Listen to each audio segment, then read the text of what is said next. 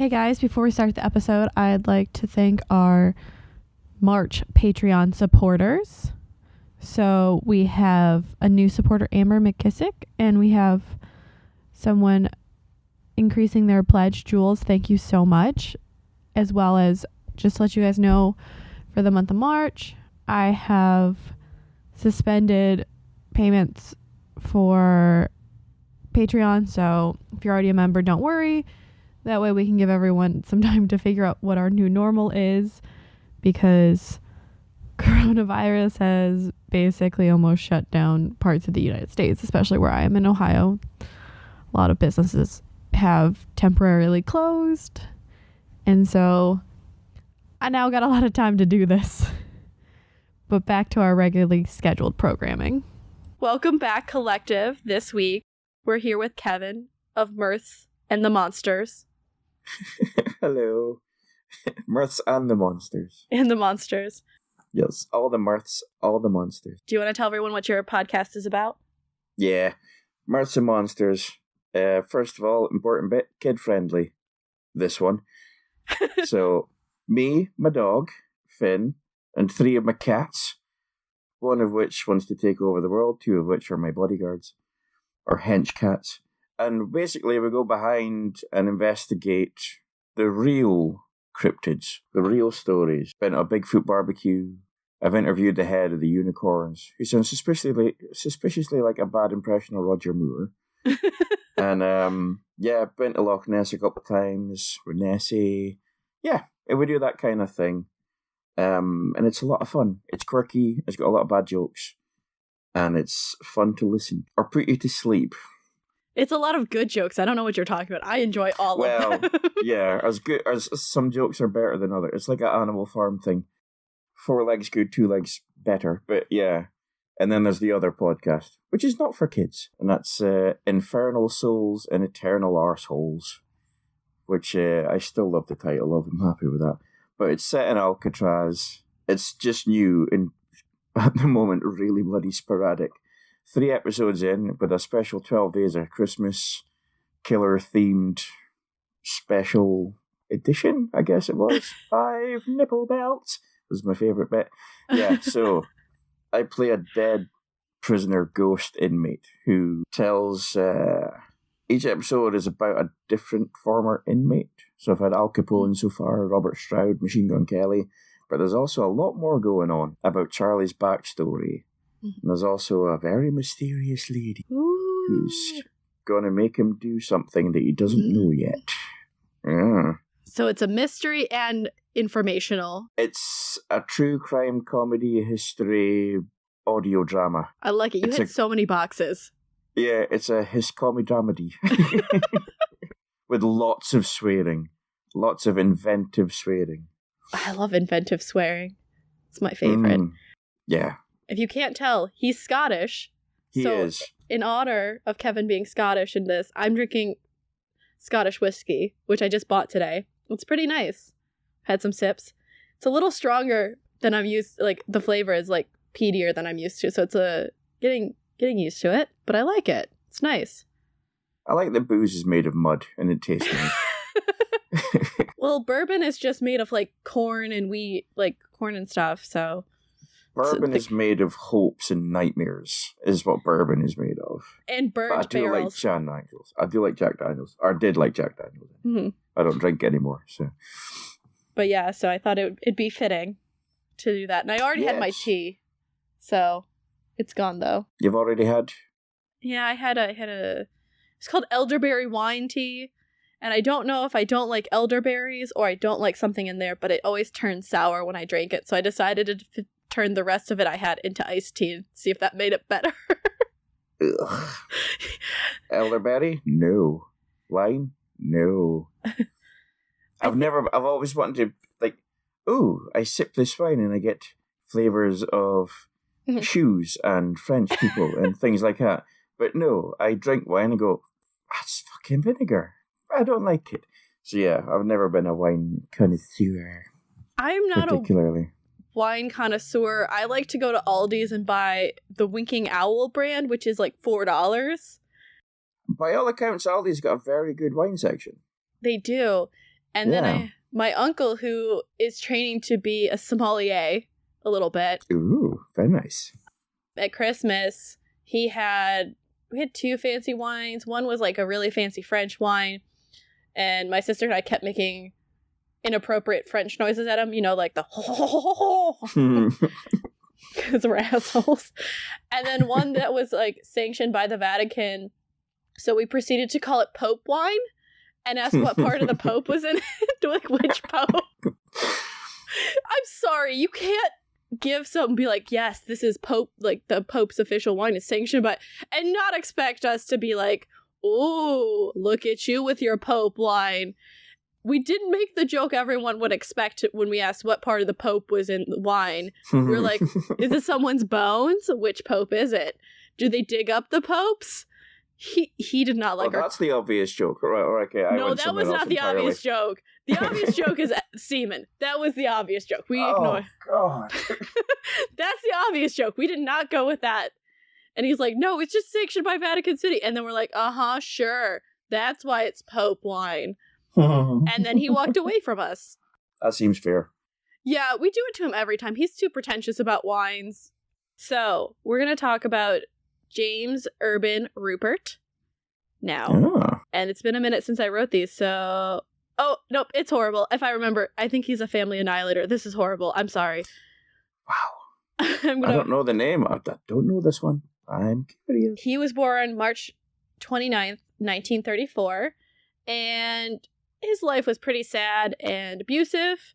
His mother, named Charity, would call him a mistake because she wanted a daughter. We're starting off great. Charming, yeah. His father, Leonard, was violent. He had a quick temper and really didn't take any time to get to know his sons or be affectionate. So it goes well. He dies. His father dies in 1947. So James is 12. His brother Leonard Jr. was 14. And no one really missed him. Give me a second. Someone's... Yeah, so this is a happy family. Think of Leave It to Beaver if it was horrible. I never... Yeah, that's an American thing. The ideal of 1950s family, everything's perfect. Okay. And the housewife and all of that. I've seen it used as a joke in films and stuff. Yeah. Because the name is just amusing. Oh, yeah. So Leonard Jr. then becomes head of the family and just takes over at picking on his brother all the time. So as James does poorly in school, he doesn't have friends, he's always smaller than his brother, pretty much made an easy target for his brother to pick on him some more. Yeah. By the time he reached adulthood, he was only 5'6" and weighed about 135 pounds. So tiny guy. Yeah, look at him. I mean, that's bad, but yeah, it doesn't help with the bullying. No, he's slightly taller than me, because I'm 5'5", and I'm not tall. I'm only 5'7" and double his weight. So I'm a ball compared to him. Just now he's a poor fella, yeah. Now he's a poor fella, yes. So when he was 16, he was so miserable, he attempted to complete suicide by hanging himself with a sheet. He actually failed, and he's just like, you know what? I'm just gonna live my unremarkable life and deal with everything. He's growing older. He's still living in a house with his mother and brother, and he just gets more and more resentment towards his brother because he's still picking on him and making fun of him. James flunks out of college after 2 years, and Leonard actually earned a degree in electrical engineering and was really good at sports. So you have the perfect brother who's good at school, good at the sports, the golden child. And James is just probably average, and it's just really stark compared to his brother. You know what popped into my head? Twins, the film. So you got Schwarzenegger, who's engineered to be perfect, and then you've got DeVito. But this is real life, Kevin. Sorry. I mean, you could think of him that way, because I'm pretty sure the height difference was probably the same. Yeah. Really kind of ticking off James even further, Leonard marries one of the few girlfriends that James ever had, and then proceeds to have 8 kids. Oh, what? Mm-hmm. That's just rubbing it in. Yeah. On top of that, Leonard has a great job with General Electric, and by 41, James was unemployed and still living with his mother. Oh. Yeah, it's really sad, and then it's gonna get really bad. On top of it all, So he's living at home. He's 41, unemployed. He owes money to his wife and brother. He borrowed large sums of money, and he pretty much lost whatever money he had in the stock market crash of 73, 74. So he owes his brother and his brother's wife money. He's basically unemployed, living at home. His mother is always abusive. So at this point, his charity, his mother, never name a daughter Charity. That just seems like tempting fate, is so annoyed and frustrated at the end of her rope because he can't keep a job that he's also drinking constantly. Right. She threatens to evict him. Hi, Finn. Yeah. It's just getting comfy. Sorry, dude. Okay. Sorry. So she threatens to evict him. Yeah. So think about, if your life already sucks this much, and he kind of had accepted it, and if you've watched enough Criminal Minds, you can see there's kind of a trigger happening when your mom threatens to evict you. Yeah. On top of all of this, he was having psychiatric issues. He had had treatment. The real key thing is he believed the FBI and the police were sabotaging his career, preventing him from keeping his job and affecting his personal life. So there's some paranoia happening. Mm-hmm. On top of it, he believes he's being followed by really any kind of law enforcement. That's quite a common trait for some criminals, isn't it? Mm-hmm. And then really this threat of eviction on top of, so you have this miserable life. Like, you don't have a job, you have a drinking problem, you're having psychiatric issues, you're in debt, you can't, and then your mom's like, you're gonna be kicked out. This is his trigger. It's like a giant trigger to him. So on March 29th, which is James's birthday, people see him shooting cans with, and I'm not good at guns, 3.7 Magnum along the banks of the Great Miami River in Hamilton, Ohio. So that's 357 Magnum. You know Dirty Harry? Yes. You know his big bloody gun? That gun. That's a 357 Magnum. Okay. The most powerful handgun in the world, or it was at the time anyway. So yeah, it's a beast of a gun. Okay. Yeah, I determined I'm the kind of person you don't want having a gun. I'm klutzy. You do not want to give me a gun. So I don't learn about guns. Even though I know plenty of people who've offered to take me shooting, and I'm just like, there's one person I think I told them if they wanted to teach me, because he taught at the Cleveland Police Academy. I said, you can teach me just for my knowledge base, but yeah, I don't want to own one because that seems like tempting fate. I've already cut off a fingertip. We're just gonna yeah, I saw that. Hamilton County. Hamilton is between Cincinnati and Dayton, probably kind of almost directly in between them. From Hamilton, because it was right by Miami University where I went, so Hamilton is probably an hour away from Cincinnati and an hour and a half away from Dayton. So not too far, close to Indiana. So on top of that, James, because it's his birthday, he went out and he hung out at the 19th Hole Cocktail Lounge. He talked to the employee, Wanda Bishop, and later she recalled to police and reporters that James seemed really depressed and was talking about all his mother's demands on him and the threat of eviction. He told her, quote, he needed to solve the problem, end quote. Great, not warning. The red flags are clearly not up in anyone's minds. So he leaves at 11 and returns later, and they go, well, did you solve your problem? Thinking maybe he got a job, maybe he found somewhere else to live, maybe something else happened. And he replied, no, not yet. That's just so creepy. Also, he left at 11 p.m. at night and returned. So it's just where did you go at that time of night? Yeah, I mean, how well did they know him? I'm guessing they could have known him pretty well. If he seemed like he was kind of a regular there. So if they remembered him that much. Yeah. But Hamilton's not at this point. It's kind of a smaller town. There are some factories around there, but closer to where I-75 is now. So, I mean, there's some factory work, but it's still, I would say it's a smaller town, town or city. Right. He then stays at the bar until close, which is 2:30 a.m., and returns to the 2-story, 2-tone frame structure on the quiet residential street. So he goes home, and the crime's going to be happening Easter Sunday, 1975. Right. Because, holidays. Yeah, that does set a lot of people off, though, doesn't it? Mm-hmm. Especially Easter. All that chocolate can drive a person.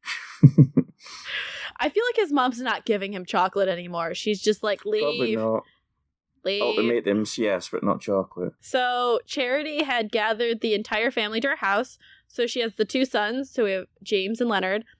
Leonard's entire family, including his wife, Alma, their 8 children, who at this point range from 4 to 17. I don't like the way this is going. You're not going to, get a comfort drink. You're going to need a comfort drink of some sort. Tea, pop, alcohol. So... Yeah, I've actually just remembered this guy. Yep. Yeah.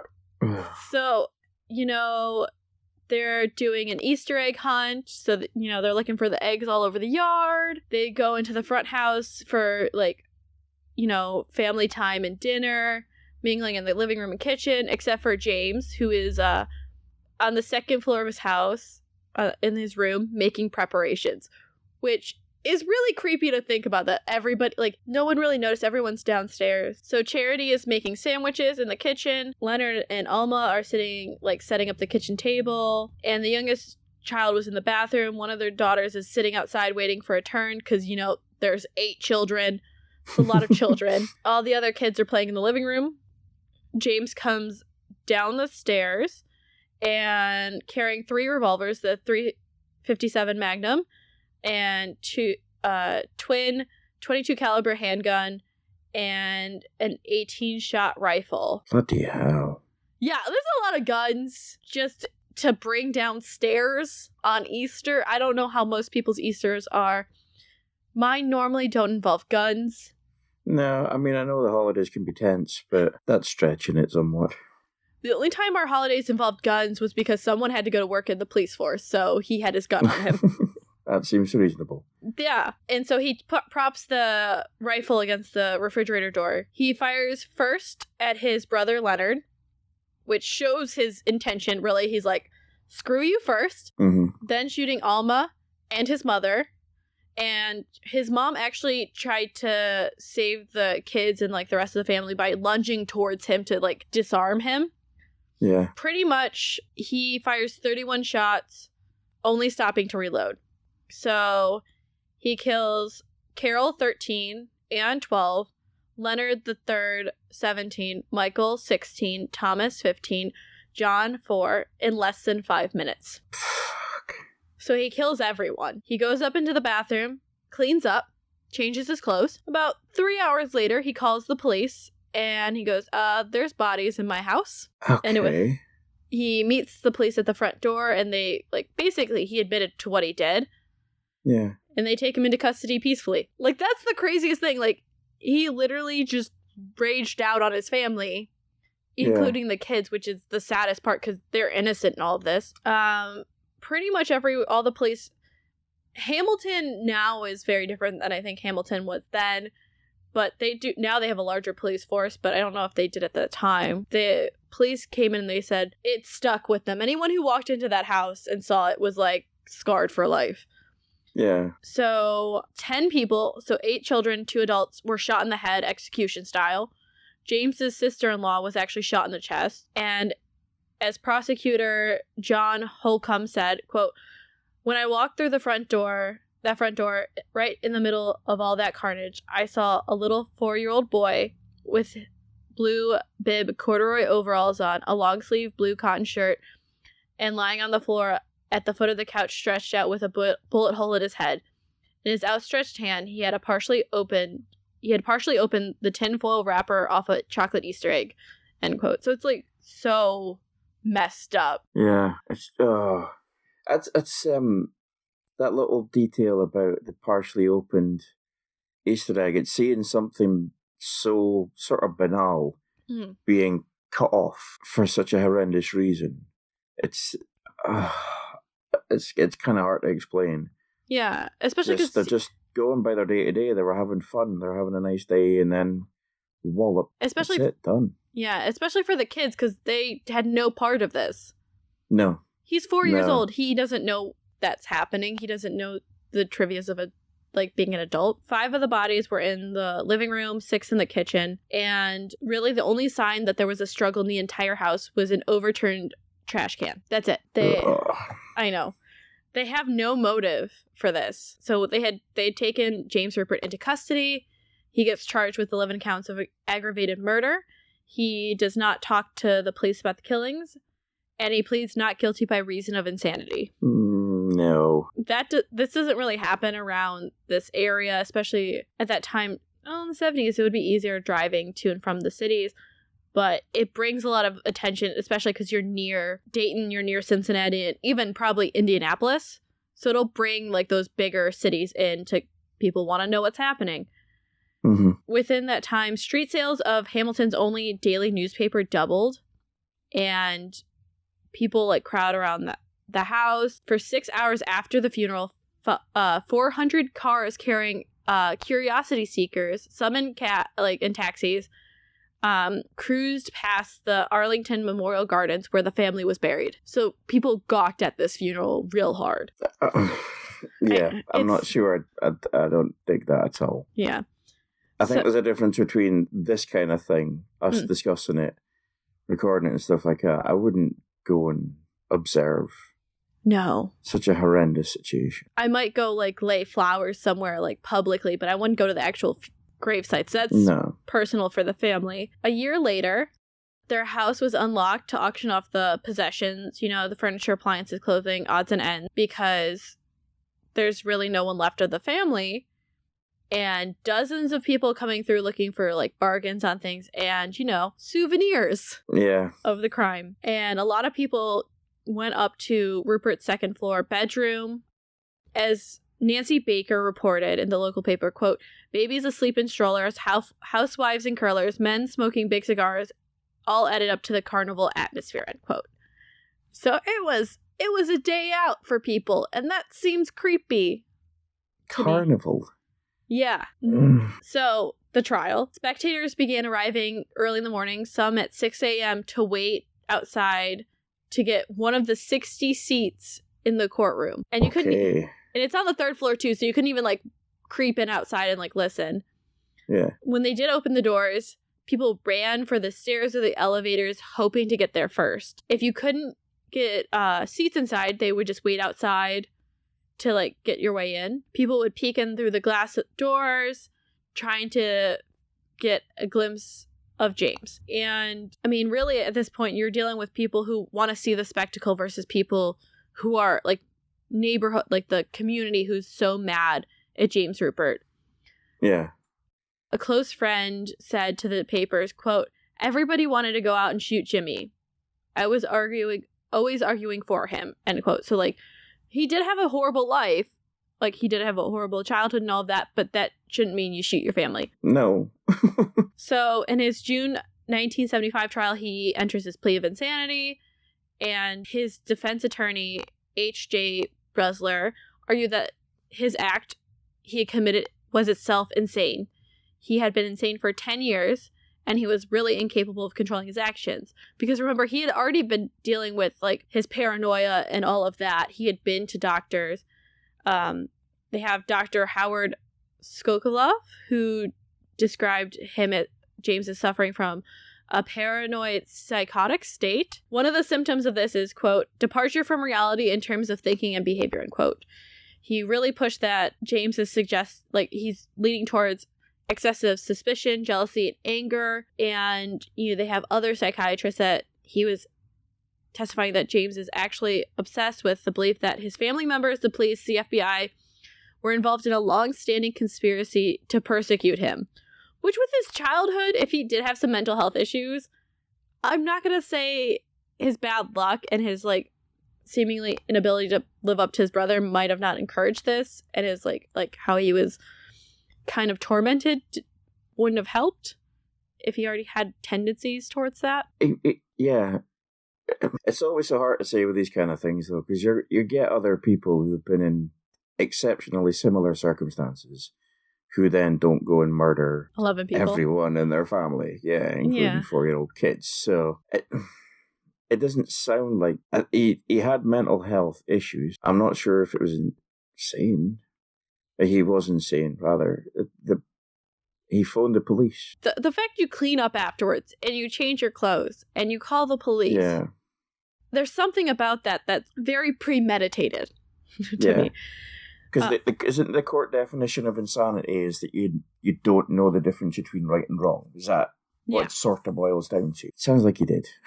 Yeah.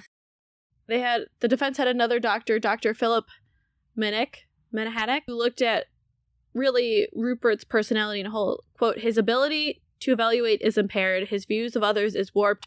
He sees virtually no one in a kindly light, end quote. So it seems like they look at it as it's slowly been building up and building up and building up, and his perspective of life is very warped. Yeah. They also got Harvard psychiatrist Dr. Lester Grinspoon, great name, who really looked at the event as, quote, his ego was just completely overwhelmed by this rage, this suppressed rage which had been accumulating over some 10 years or more, actually since childhood, that there was no way he could avoid doing that act. In fact, he could have, if there had been more people in the house, they might have been killed also, end quote. So it seems like the defense is trying to say it was a built-up rage and then he just snapped like that. And it was just, and afterwards he probably went back to, he's like, oh, this is not good. Let me clean up. Let me call the police and do the right thing. So they're sort of suggesting it's almost a crime of passion in a way, but the passion is through anger rather than lust. Like love related. Yeah, thank you. Yeah. So the prosecution is going that it was premeditated. There was a reason behind it. They're saying that James plotted and schemed to kill his entire family to collect more than $300,000 of life insurance, real estate, savings, other investments owned by his mother and brother. As the prosecutor John Holcomb convincingly argued, because of his arrest and indictment were actually part of his master plan, quote, to enter a plea of not guilty by reason of temporary insanity, to be sent to Lima State Mental Hospital, where he would eventually be declared sane, and then walk out $300,000 in his pocket, end quote. So, I mean, that's kind of feasible. It is feasible. It's definitely feasible. It doesn't sound like something he'd be capable of doing. Yeah. Though, unless I'm underestimating him as well. I mean, that's like we all could be underestimating him, though apparently Lima, the mental hospital, wasn't the best, of 1970s mental health care. It's not great. And Lima's north of Dayton a bit. I've never been there. That's the fictional town that Glee's based in, if anyone's seen Glee. I'm aware of there's a program called Glee. That's where they placed it. Right. What do you think? Do you think he was that premeditated? I think he was slightly premeditated. With the insurance part, I mean. Oh, God, no. No. Do you think he would have even known? I don't think he would have known I don't think he would have known it added up to that amount. I don't think, maybe for a little bit of money, or maybe he thought maybe he would get the house or something like that. I don't think he doesn't seem like he knew there was that much money. That's my sense. Maybe he thought he would get the house and it was just convenient because he had so much rage against his brother that just seemed like, I'm just going to take out this source of my torment for years. Yeah. It sounds more just that kind of thing rather than the cash. Yeah. Because under Ohio law, Ruppert could not have inherited his victim's estate if he was found guilty by murder. So if he was found guilty, he doesn't get anything. I don't know where the money goes then, but he would not get it. If he was declared innocent by reason of insanity, he would have gotten everything. And it's $300,000 in the 70s, that's pretty nice size. Yeah, that's a fair chunk of change. Even now, that's a fair fucking chunk of change. You could buy it. Yeah, I'd be happy with it. You could buy a decent house, especially in Hamilton. I think in Hamilton right now, you could buy a pretty decent house with that money. Is that a slight dig at Hamilton? No. I like Hamilton. It's fine enough. Driven through it. There's some nice things there. Right. Okay. So I'll just quickly, in my head, by head I mean Google, So $300,000 in 1975 is just under $1.5 million in today's money. I mean, that's a pretty standard amount to kill someone for, I feel like, if you've watched enough true crime shows. Yeah, well, you get folk killing for a tenner, but yeah, I get what you mean. $1.5 million. I wouldn't kill for what? No, I wouldn't. But would you? Oh. Press pause. Yes. NSA guy listening. We would totally not do that. No. Finn would be mad. They had a member of the real estate and probate committees of the American Bar Association testify that if he was the sole heir for both of them, so if he was the sole inheritor, which it seemed like he was, of his brother's life insurance, his mother's estate, half of the property of his brother's children, which the oldest one was 17, so it's like, what, $20? The house was valued at $40,000, and the other property was assessed at about $20,000, and his mother's home was worth about $14,000. I love that they parceled it all out. They were like, Leonard's life insurance at GE was $62,000, so in the 70s, good chunk of change. Yeah. On top of his personal life insurance of $100,000, on top of Leonard's investing, savings, stocks, mutual funds, and money in the savings account, another $30,000. So Leonard was doing good in life before this. Yes, he was. And we know James could have used this money. He's been out of work for a while. He doesn't really have money. Remember, the stock market crash wiped him out. And he's really in debt to his mother and his brother. So, and he's about to be evicted from his rent-free room. So, I mean, that's a trigger, if anything. But so you have... Sorry, I was just looking up how much things were worth there. A lot. It's a decent, like, Leonard was doing good. Like, and if he was living now, he'd be doing real nice. Yeah, he did have 8 kids, though. That's true. And I don't think they're cheap. No, but $30,000 in savings with 8 kids in the 70s, you're doing okay. College will wipe you out real bad, but That's true. You have them from 17 to 4, so you got some time. And college in the 70s wasn't super expensive. It's not now. So you have the two motives. So you have economic motive, insanity, and they keep going back and forth, especially because the real thing is Dr. Charles Hughes Jr. told the court when he was testifying he did not believe that these slayings were carried out in a, quote, robot-like manner, like he was in a rage, and he just kind of snapped. Because if he was doing rage, why did he go after the sister-in-law and children? Because they had never been part of this conspiracy against him. This really goes along with the coroner who said the slayings were pretty much execution styles, but the first trial is declared mistrial, and they move it 125 miles north to Findlay, Ohio, because they were like, yeah, he's not going to get a fair trial in his hometown. Like, there's evidence of that. Like, people wanting to go lynch him up. Or, like, kill him themselves. So you have the second trial in June 1975. So you have both sides. But then they have the new evidence of James' target shooting and statements about solving his problem. In July, he gets a new sentence of 11 consecutive life sentences in prison. He appeals, gets a new trial in 1982. So you have they do the same kind of deal of insanity versus monetary. In July 23rd, they had another 3-judge panel to kind of figure this out. They decided to go away from juries.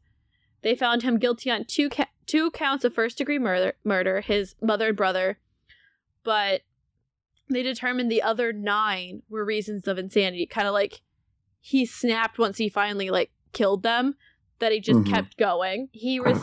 yeah. Yeah. That's an odd judgment. Yeah. If you think about it, though, it's like his fourth appeal on his actual sentence, too. He received 1 life sentence for each guilty count to be served consecutively, so one after another. That's unusual. Not really in the U.S. Is it not? No, we're fans of making you serve them one after another so you really can't get out, so we increase that jail population. Because during that time, the U.S. had suspended the death penalty, he could not be sentenced to death either, which Ohio has the death penalty. So good for him. And he's still in prison as of right now. But before I end this, I'm just going to repeat his 11 victims' names because I think it's kind of important because there are innocent children involved in this. So we have his mother, Charity, his brother, Leonard Jr., we have Alma, and then there are 8 children. Leonard III, Michael, Thomas, Carol, Anne, David, Teresa, and John. Because those kids are completely innocent in this, and it's pretty fucked up. Yeah. Also, the house is still standing and was up for sale recently. That's what I found out in my research. Somebody still live there? Yeah. I guess there must be, yeah. I guess the people of Hamilton, like the neighborhood, didn't really tell the new owners what happened there. I thought you had to. I thought it was a law. I don't know if it was in the 70s. Right. I know it's a law that you have to be told if it's haunted. I thought it was like a full disclosure thing. Like you had to tell people like someone was murdered here, someone else was murdered here, someone else. Yeah, 11 people were murdered here. Yeah. I'd live there. It's not a bad looking house. I mean, the fact that folk were murdered there would put me off. People have said that it is haunted as well. If any place is going to be haunted, it's a place like that. Yeah. If such things existed. California, most require sellers, real estate agents to make disclosures about the properties for sale. Some states, including California, have recognized that certain intangible factors such as violent death could affect the saleability and like value of the house, so they have to disclose that. California says it has to be within last 3 years. Wow.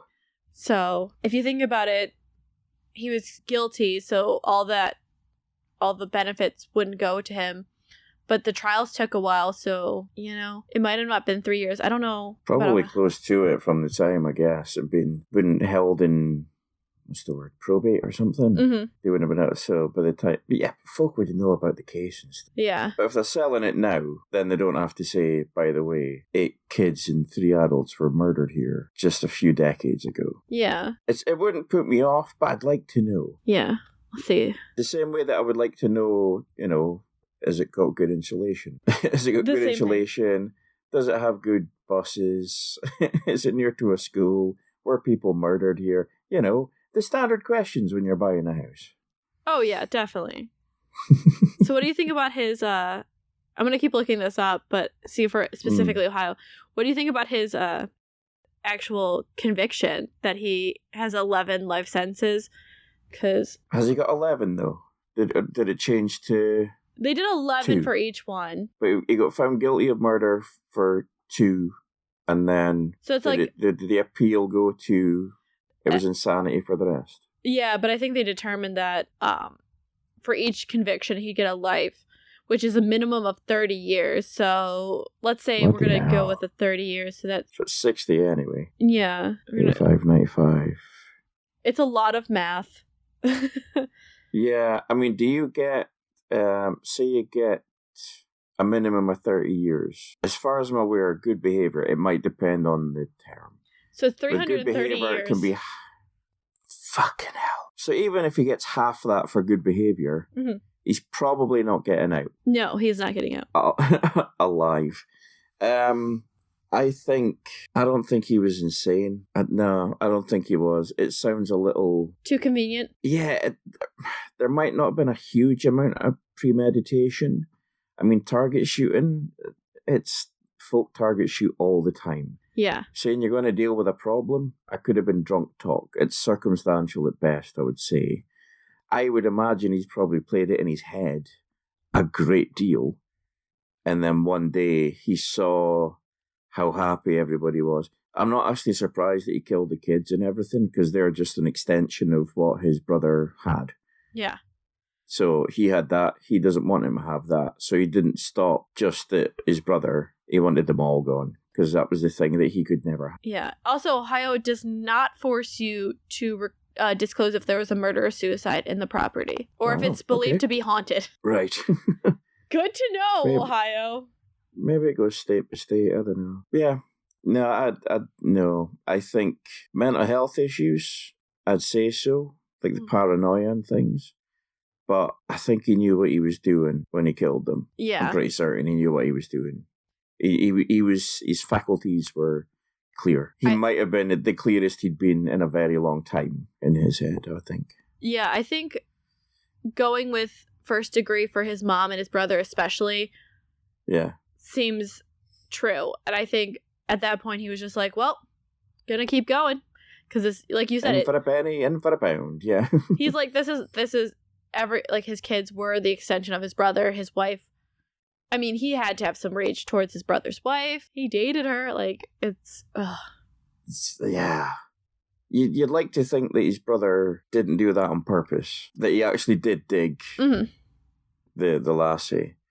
But yeah, I just think, see what popped into my head actually when you said that he murdered them all, then he cleaned up, and then he phoned the police. It reminded me of Ed Kemper. Yeah. When Kemper finally killed his mum. He killed the horrible phrase to use for this. He cut the head off the snake, as it were, and then, fucked it. But then he was done. It was like the symbol of his, or the reason for his rage he'd finally taken care of. If only he'd done that in the first place. Well, okay, he shouldn't have killed anybody. But once he'd done that, he was done. Yeah. He was spent. So that's another reason why I think it wasn't insanity either. Because he was so calm about it afterwards. He was just like, okay, take me to jail. Now. Things are better. Yeah. I mean, it's really hard to get evicted from prison when you have from prison. When you have 330 years. Sorry, I see what you mean. Yeah. Yeah. So there's really no other. He's got somewhere to live. He's got a roof over his head. Yeah, all that kind of stuff. Yeah. It's quite an alternative, but yeah. No, I think he's just a bad man. Yeah, and we'll be back next week with Kevin. If you want to plug your shows, so they can go catch up with you while they're waiting for next week's episode. Yes, please. So it's Mirths Monsters, which is the family one, and Infernal Souls and Eternal Arseholes, which you can probably gather is not the family one, and you can find them. My Acast is my hosting site, but you can find them and listen to them anywhere. Thank you. And we'll see you guys next week with Kevin's tale of history. Bye. Looking forward to that. Bye-bye. Well, hello, my friends. This is CK from the Mirths Monsters podcast. Join me, my companion Finn, and my occasionally satanically possessed cat Ray as we investigate the real truths behind some of the most wonderful creatures you can imagine. Are trolls really that thick? Or is it just bad press? Are leprechauns really drunken bums? Sort of. But there's a lot more to find out. All you need to do is tune in to Mirths Monsters podcast with me and Finn. Till next time, sláinte. Your good health. Did they botch the investigation of a serial killer because of prejudice inside the force? They're catching images of what they believe are ghosts on surveillance cameras. The victims there were vulnerable women, many indigenous. The world is a lot. It really is. That's why we started our podcast, Sick Sad World.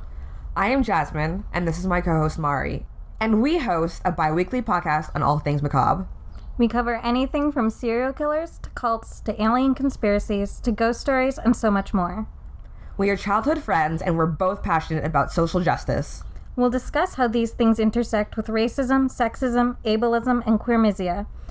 We both have unique perspectives coming from marginalized identities. Me as a black cis woman, and Mari as a disabled trans person. We offer the kinds of conversations we felt were missing in true crime and horror. And we're hoping you'll join the conversation too. So check out Sick Sad World. You can find us on iTunes, SoundCloud, and pretty much wherever you can find your podcasts. Cult of Domesticity, we're available on all podcatchers. Remember to rate, review, subscribe to help spread the word, or just force other people to listen to it.